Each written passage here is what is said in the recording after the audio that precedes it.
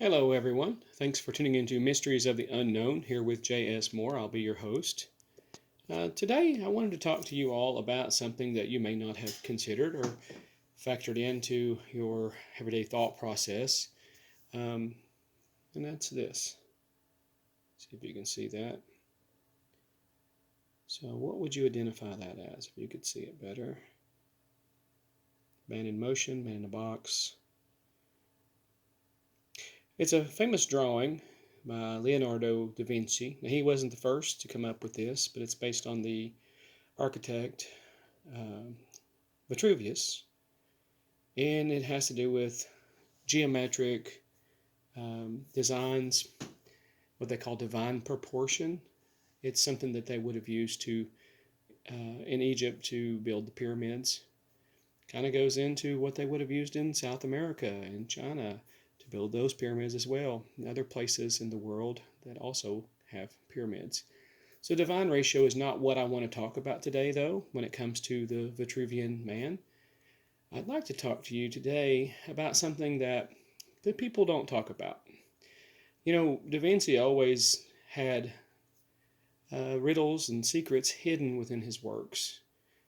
He often used like the mirror image where you'd have to put the picture in a mirror to read what it had to say, and sometimes he used codes and different things within his work. I've got copies, I've got a 2-volume set of his journals. I was not able to find them today, I misplaced them. But yeah, any of you out there that would like to talk about the prophecy that surrounds the Vitruvian Man, if you know anything about it, let's start a discussion on it, or we can drop that in the comments below. Let's beware of trolls, because there's always trolls when anything comes up that's controversial. I will tell you that the Vitruvian Man has a prophecy surrounding it that has to do with ushering in, and this could be manifest destiny, so it depends on how you look at it, whether it's a divine order or if it's something that's man-made, but it's ushering in and welcoming the Antichrist into the world. And based on the calculations that go along with the Vitruvian Man and that history, this person would have been born in our generation.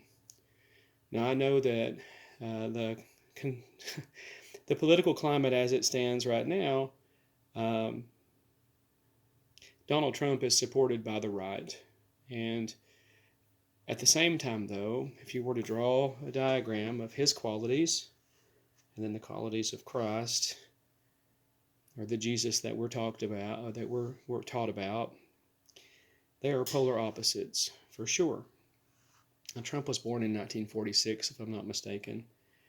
But the calculations that we're coming up with, if you can find the information online, you probably can't trust it. But if I'm not mistaken, the person perhaps leading this, I mean, people want to say it's an individual, but let's look at the month of March 1974.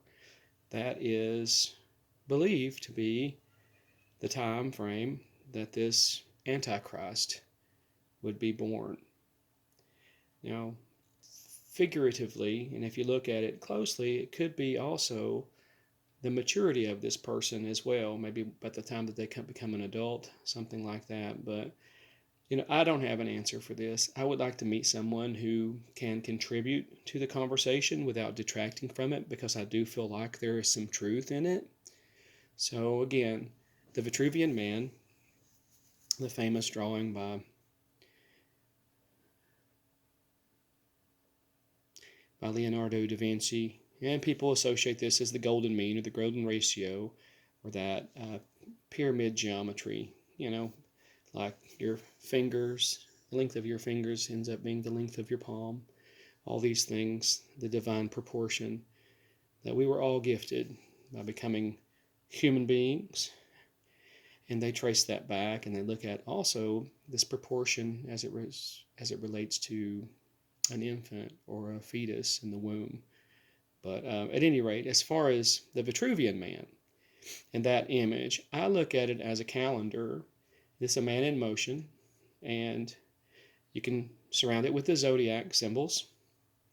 And they talk now about the omphalos, or the navel of the Vitruvian Man, how that's the center of the circle. Um, And you talk also now about a 13th sign in the zodiac. So all these things to factor in. The center of, well, Zeus sends out two eagles in opposite directions. That's one clue. The omnivores at Delphi was considered the navel of the world, or the center of the world.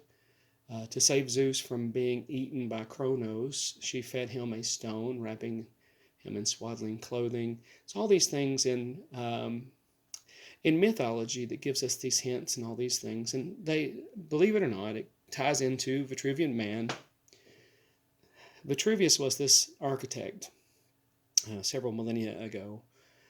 But I do hope someone out there can contribute to the conversation. So the navel of the Vitruvian Man, it's not believed that the Vitruvian Man is actually the architect Vitruvius. It's believed that it could be Zeus or Apollo, or at any rate, I hope that someone out there would like to contribute to this discussion. I may make this like a weekly segment because it's something that perplexes me a little bit. There's other times when I have an aha moment where it's like a hand's on my shoulder and just kind of holding me there and say, yeah, this is it. And you get that energy or that connected feeling to something, and you know that that needs no further clarification. When it comes to divine proportions and all these things, the golden mean, that doesn't just have to do with the makeup of the body, but it's makeup of life itself as well. And we teeter on these things of human nature, mother nature, God nature. All these things have to factor in. But if we look at this, we look at the Vitruvian Man as an actual calendar, and those calculations come up in March of 1974, about, I'm born January the 14th, and it would be approximately two months and a week later that they've targeted as the, you want to say that someone's born during that time, but it might also have to do with their maturity level, the time that they are considered an adult, or they undertake these steps to achieve power, gain a following. My little man's just entered the room, so I'm going to go ahead and end this discussion for now. Hopefully we do have someone that will contribute to this. Feel free to drop a comment below, PM me, start a discussion on this, but love to hear what you all have to say. Thanks for tuning in to Mysteries of the Unknown here with J.S. Moore. And yeah, you know, they went in the kitchen, so we'll get one or two more things in here. It's one of the reasons that when I designed this deck, when we got to the Wheel of Fortune, this is for the fantastic myths and legends. Zai. Hey, buddy. A part of your world. Yeah. Hey. You okay? Yeah. You're so rough. You're so rough. Right.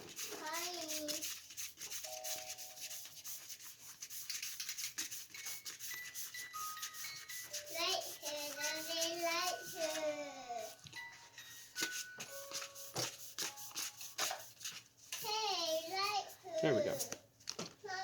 And it's the 10 as well.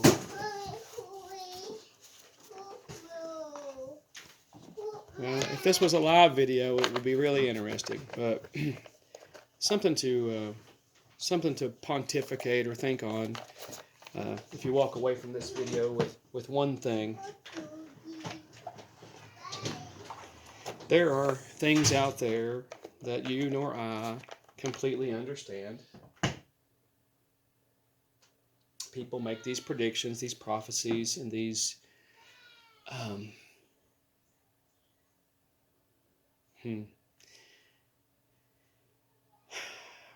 At any rate, when I commissioned this artist Halcroft, I told him exactly what I wanted. This is what he came up with, based on the Vitruvian Man. He also is a Da Vinci fan, so he kind of knew, I think he knew what I was getting at and what I really wanted here and the elements that were involved in it.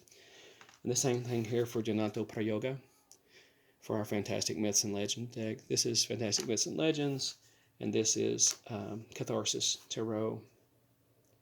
I'm going to be excited to show you all the new deck that we just designed, and I'm not calling it Wheel of Fortune, I'm calling it Synchronicity. But at any rate, yeah, Chaos House has resumed, so I'm going to let you all go. Please add to the discussion without detracting from it. There's just so many trolls out there. Look in the mirror, don't be a troll. Thanks, guys.